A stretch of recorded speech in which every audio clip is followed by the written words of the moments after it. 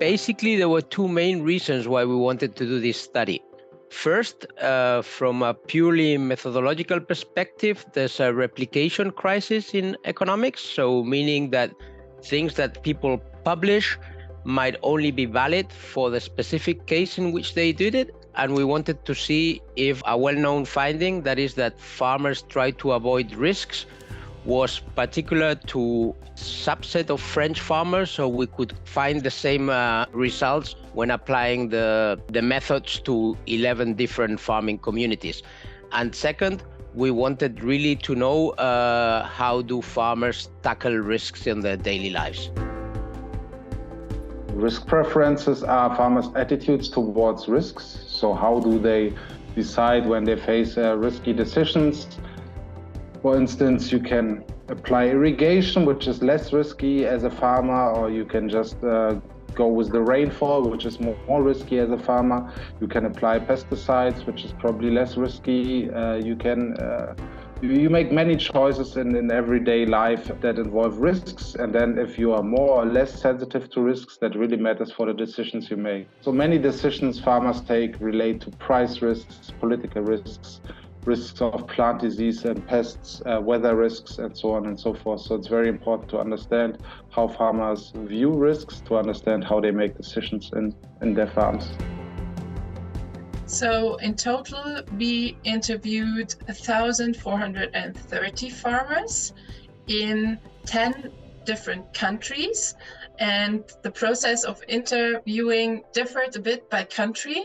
In my particular case, we used an agency who distributed a link to our survey. So we did no in-person interviews, but in other countries, there was also in-person interaction with the farmers. It's very common in economics to use these lottery gambles because they allow you to directly link risk preferences to economic models.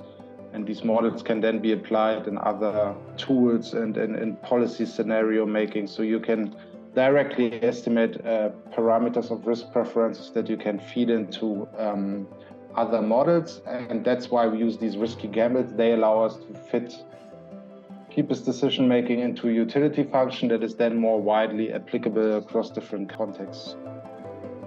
We also wanted to know whether people are more afraid of losses than of gains. So I'd rather gain only 10 than face the possibility of losing 100, even if it's a very small probability that I would lose 100. And last but not least, we wanted to see if people distort probabilities. So some events are really improbable. So there'll only be a flood once in every 1,000 years. But the flood is so salient in your mind that you believe that floods are a very recurrent event in your life.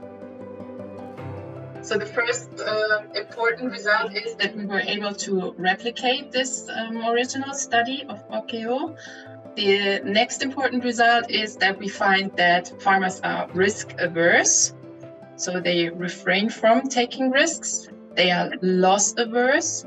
So that means when faced with losses, they behave differently than when faced with gains. And they also overweigh the probabilities. So if something has a very small probability, it is likely that they think it's a bit higher than what it actually is. I believe that this study is important because it allows us to understand how farmers will react to different policies. For example, in the case of technology adoption, many of the problems that farmers face, there's a line of thinking that could be solved with new technologies. For example, if you have to control pests using less pesticides, you could buy drones, or you could have application of pesticides that is much more focalized, and that would solve the problem. However, if farmers are risk averse, they might think that these solutions have a degree of uncertainty that the current practices are not happening. So incentives to promote the adoption of new technologies must be bigger than just the actual costs and benefits, because farmers would try to avoid taking these opportunity just because it increases uncertainty. And the second thing that I think that it's important is that we provide specific parameters that other people can use in very well-known models to simulate farmer behavior.